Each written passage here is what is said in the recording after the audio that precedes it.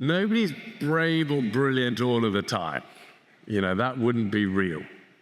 Life doesn't require that. It requires being able to step up when it matters, being able to give that little bit extra when it really matters, in the big moments of life.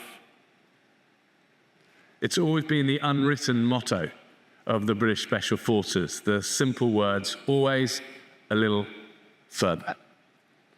First words I've ever spoken to me at the end of that long selection course, when we finally passed, those were the first words that I heard. And I'll never forget it. We were stood in this underground bunker. It was the end of 11 long months, but our hearts were proud, and the commanding officer came in, and we'd never seen him properly before, came in, stood in front of us, and he said this: "The difference between ordinary and extraordinary is often just that little word, extra." And the work I'm going to ask you to do now it's not going to be ordinary, it's going to be extraordinary. But what's going to make the difference is when not 1 ounce of you thinks you can.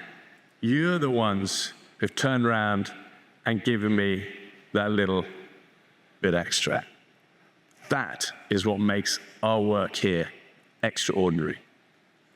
Always a little further. Words that, as a young soldier, they meant the world to me.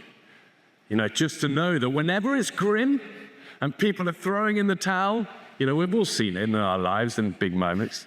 When most people give up, if that can be a trigger to us to give more. When most people give up, we give more. And that's not to say it's easy. If it's easy, everyone would do it. Sometimes you've got to dig. There's no doubt you've got to dig deep. If you're going to access that fire, you're going to have to dig. It doesn't come for free. And sometimes in life, that fire, if we're honest, gets a little hidden. In fact, you've probably had moments where, if you're like me, you've looked in the mirror sometimes and that fire's barely an ember. But if you're breathing and you're alive, that fire is always there. You've got to trust it. And that fire can change everything.